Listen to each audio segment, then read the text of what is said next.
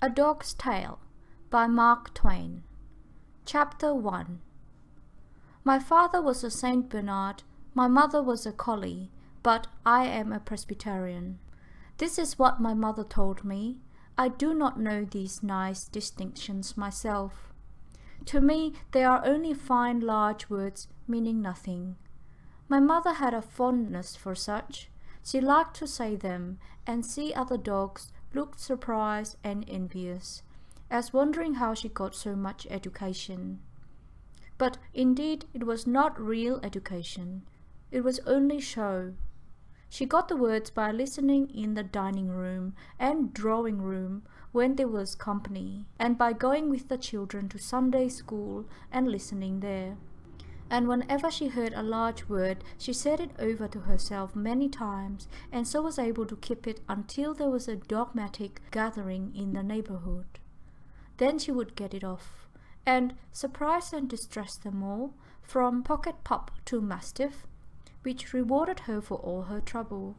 If there was a stranger, he was nearly sure to be suspicious, and when he got his breath again, he would ask her what it meant.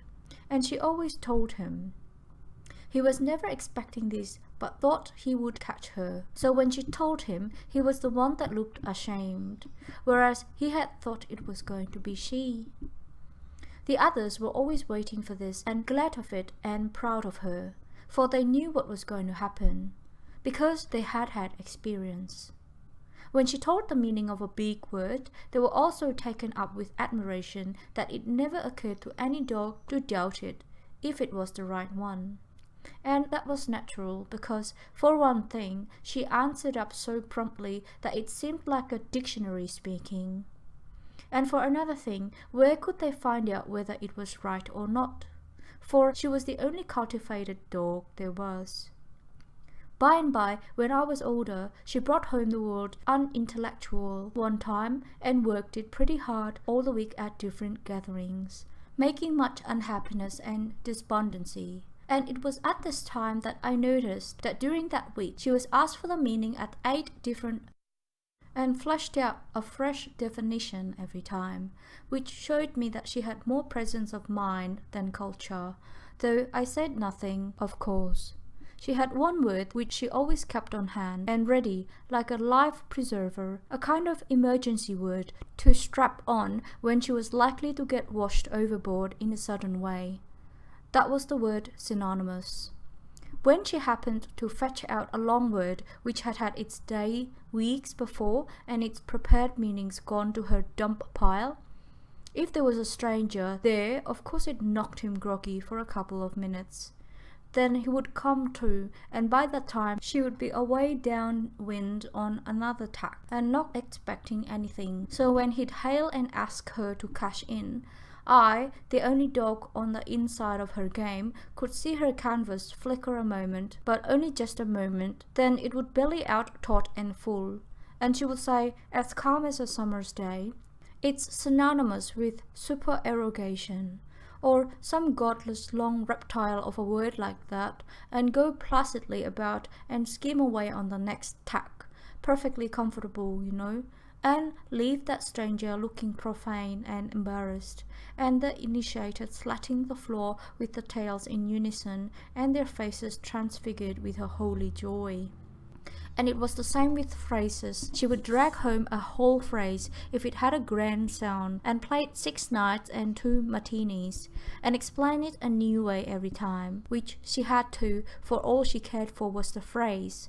She wasn't interested in what it meant, and knew those dogs hadn't wit enough to catch her anyway. Yes, she was a daisy. She got so she wasn't afraid of anything. She had such confidence in the ignorance of those creatures. She even brought anecdotes that she had heard the family and the dinner guests laugh and shout over. And as a rule, she got the nub of one chestnut hitched onto another chestnut, where, of course, it didn't fit and had any point. And when she delivered the nub, she fell over and rolled on the floor and laughed and barked in the most insane way, while I could see that she was wondering to herself why it didn't seem as funny as it did when she first heard it.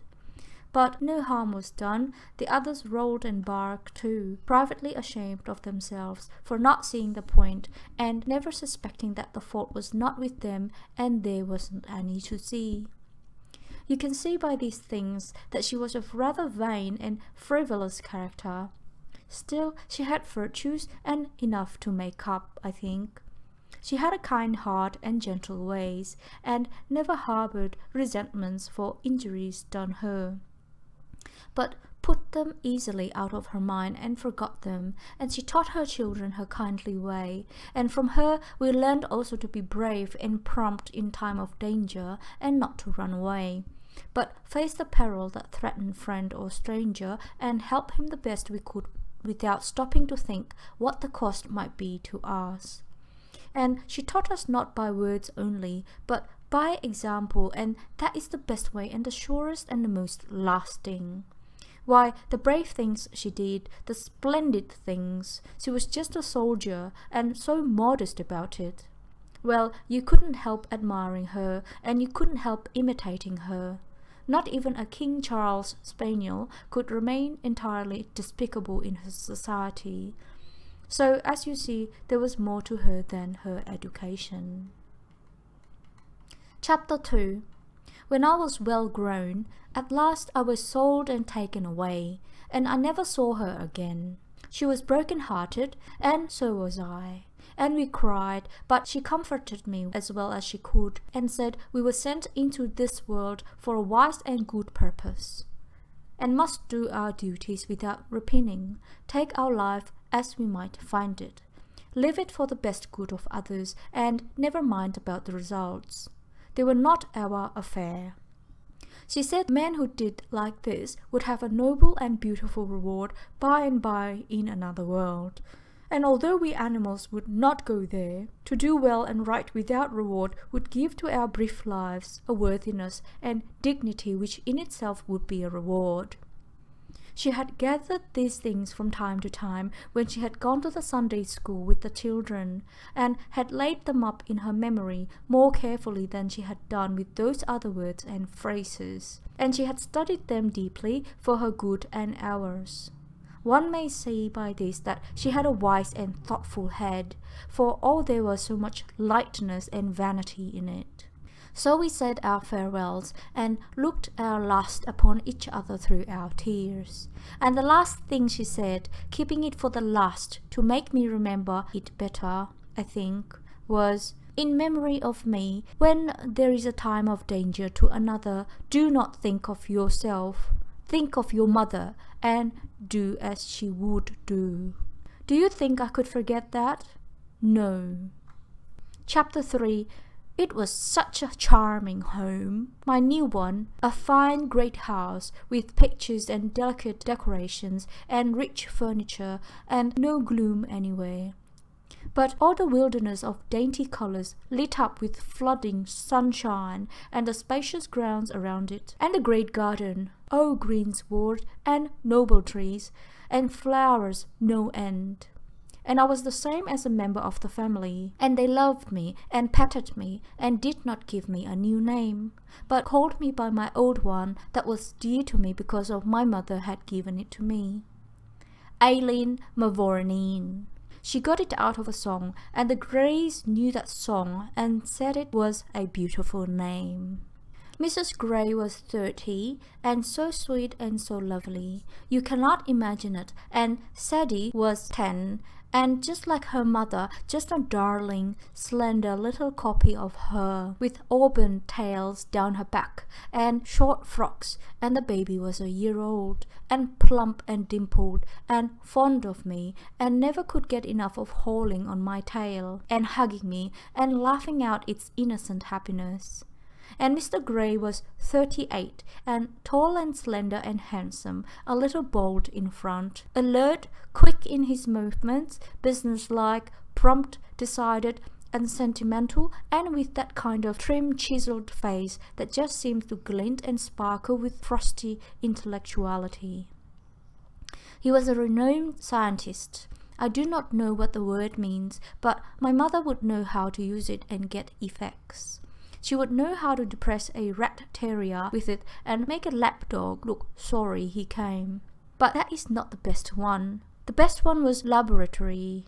My mother could organize a trust on that one that would skin the tax collars off the whole herd. The laboratory was not a book or a picture or a place to wash your hands in, as the college president's dog said. No, that is the lavatory. The laboratory is quite different and is filled with jars and bottles and electrics and wires and strange machines, and every week other scientists came there and sat in the place and used the machines and discussed and made what they called experiments and discoveries. And often I came too and stood around and listened and tried to learn for the sake of my mother. And in loving memory of her, although it was a pain to me, as realizing what she was losing out of her life and I gaining nothing at all. For try as I might, I was never able to make anything out of it at all. Other times, I lay on the floor in the mistress's workroom and slept. She gently using me for a footstool, knowing it pleased me, for it was a caress. Other times I spent an hour in the nursery and got well tousled and made happy. Other times I watched by the crib there when the baby was asleep and the nurse out for a few minutes on the baby's affairs. Other times I romped and grazed through the grounds and the garden with Sadie till we were tired out, then slumbered on the grass in the shade of a tree while she read her book. Other times I went visiting among the neighbor dogs, for there were some more pleasant ones not far away, and one very handsome and courteous and graceful one, a curly-haired Irish setter by the name of Robin Adair, who was a Presbyterian like me, and belonged to the Scotch minister. The servants in our house were all kind to me and were fond of me, and so, as you see, mine was a pleasant life. There could not be a happier dog that I was, nor a gratefuller one.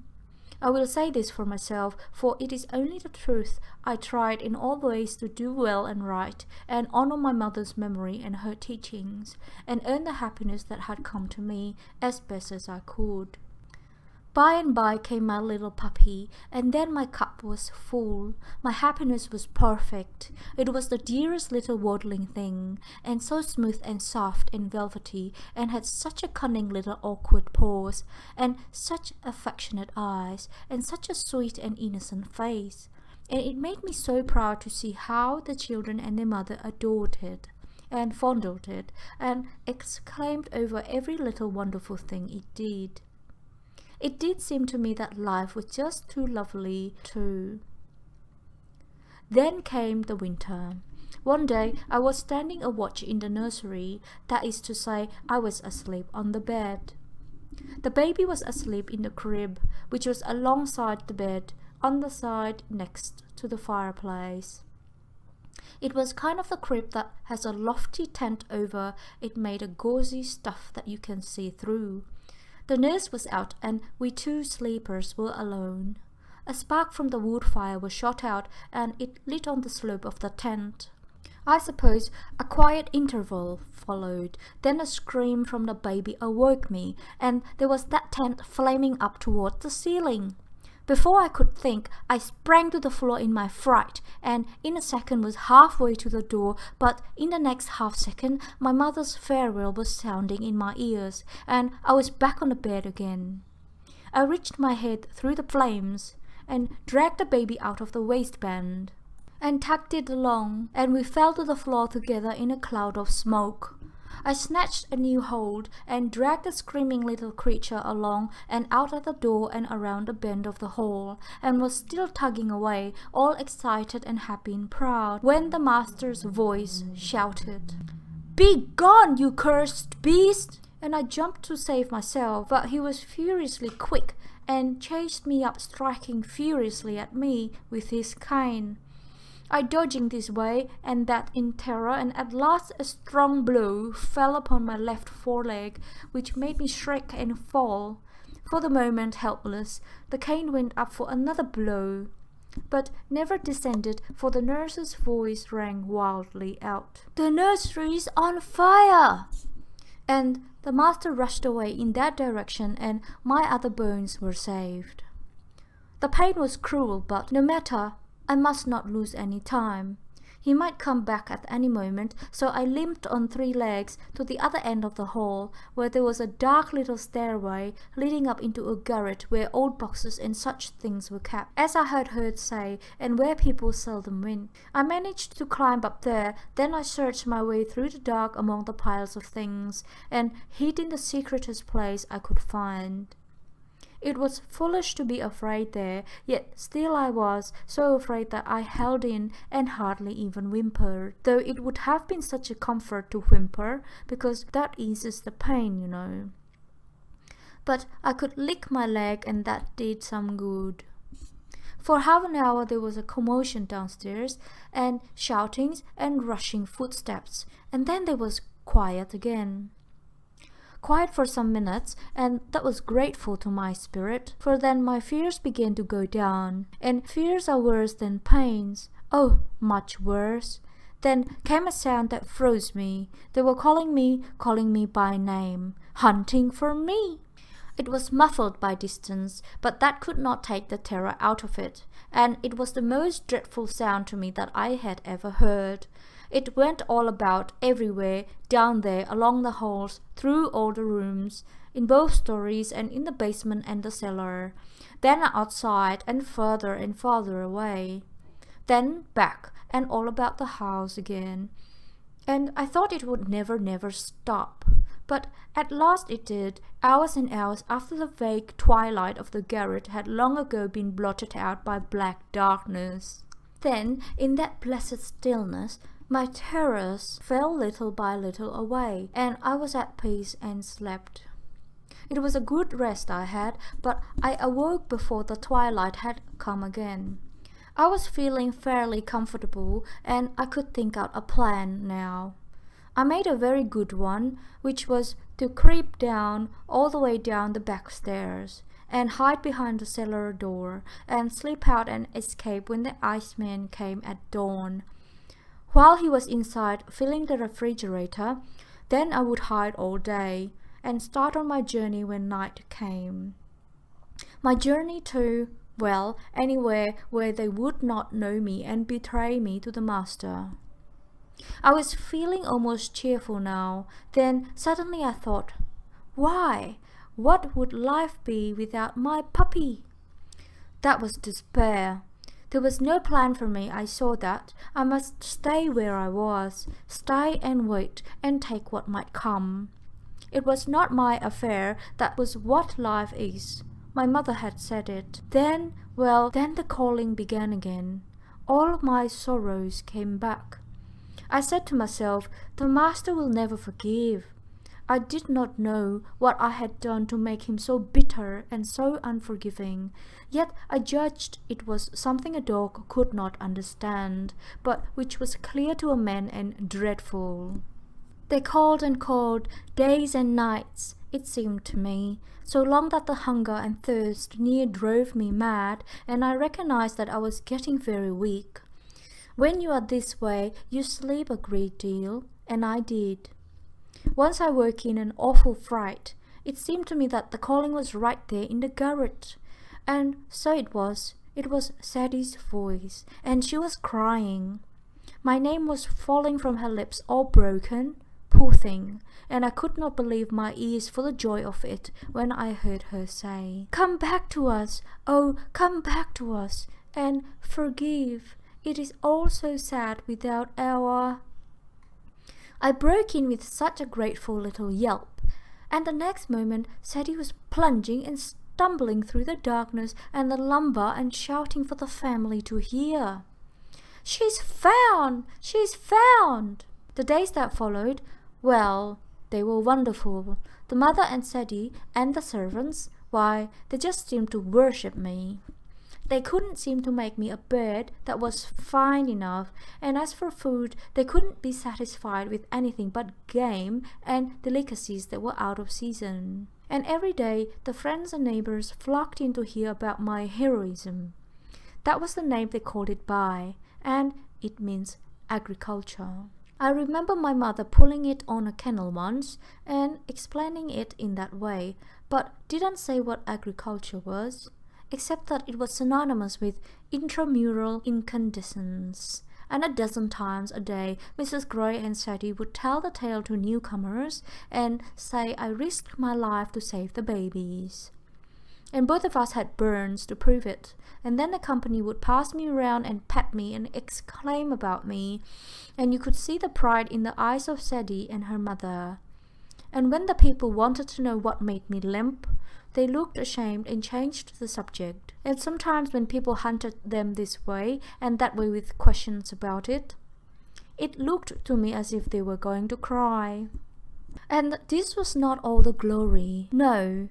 The master's friends came, a whole 20 of the most distinguished people, and had me in the laboratory, and discussed me as if I was a kind of discovery, and some of them said it was wonderful in a dumb beast, the finest exhibition of instinct they could call to mind. But the master said with vehemence, it's far above instinct, it's reason, and many a man, privileged to be saved and go with you and me to a better world by right of its possession, has less of it than this poor silly quadruped that's foreordained to perish. And then he laughed and said, why, look at me, I'm sarcasm. Bless you, with all my grand intelligence, the only thing I inferred was that the dog had gone mad and was destroying the child, whereas but for the beast's intelligence, its reason, I tell you, the child would have perished. They disputed and disputed, and I was very center of the subject of it all, and I wished my mother could know that this grand honor had came to me. It would have made her proud. Then they discussed optics, as they called it, and whether a certain injury to the brain would produce blindness or not, but they could not agree about it, and said they must test it by experiment by and by. And next they discussed plants, and that interested me, because in the summer Sadie and I had planted seeds. I helped her dig the holes, you know, and after days and days, a little shrub or a flower came up there. And it was a wonder how that could happen, but it did. And I wished I could talk. I would have told those people about it and shown them how much I knew, and been all alive with the subject. But I didn't care for the optics. It was dull, and when they came back to it again, it bored me, and I went to sleep. Pretty soon it was spring, and sunny and pleasant and lovely. And the sweet mother and the children patted me and the puppy goodbye, and went away on a journey and a visit to their kin. And the master was not any company for us, but we played together and had good times. And the servants were kind and friendly, so we got along quite happily and counted the days and waited for the family. And one day those men came again and said, now for the test, and they took the puppy to the laboratory, and I limped three-leggedly along too. Feeling proud, for any attention shown to the puppy was a pleasure to me, of course. They discussed and experimented, and then suddenly the puppy shrieked, and they set him on the floor, and he went staggering around with his head all bloody, and the master clapped his hands and shouted, there, I've won. Confess it. He's as blind as a bat. And they all said, it's so. You've proved your theory, and suffering humanity owes you a great debt from henceforth. And they crowded around him and wrung his hand cordially and thankfully and praised him. But I hardly saw or heard these things, for I ran at once to my little darling and snuggled close to it where it lay, and licked the blood, and it put its head against mine, whimpering softly, and I knew in my heart it was a comfort to it in its pain and trouble to feel its mother's touch, though it could not see me. Then it dropped down presently, and its little velvet nose rested upon the floor, and it was still, and did not move any more. Soon the master stopped discussing a moment, and rang in the footman, and said, bury it in the far corner of the garden. and then went on with the discussion, and I trotted after the footman, very happy and grateful, for I knew the puppy was out of its pain now, because it was asleep. We went far down the garden to the farthest end, where the children and the nurse and the puppy and I used to play in the summer in the shade of great elm. And there the footman dug a hole, and I saw he was going to plant the puppy. And I was glad, because it would grow and come up a fine handsome dog, like Robin Adair, and be a beautiful surprise for the family when they came home. So I tried to help him dig, but my lame leg was no good. Being stiff, you know, and you have to have two, or it is no use. When the footman had finished and covered little Robin up, he patted my head, and there were tears in his eyes, and he said, "Poor little doggy, you saved his child. I have watched 2 whole weeks, and he doesn't come up. This last week a fright has been stealing upon me. I think there is something terrible about this. I do not know what it is, but the fear makes me sick. And I cannot eat, though the servants bring me the best of food. And they pet me so, and even come in the night and cry and say, 'Poor doggy, do give it up and come home. Don't break our hearts.' And all this terrifies me the more, and makes me sure something has happened. And I'm so weak, since yesterday I cannot stand on my feet any more." And within this hour the servants, looking toward the sun where it was sinking out of sight, and the night chill coming on, said things I could not understand, but they carried something cold to my heart.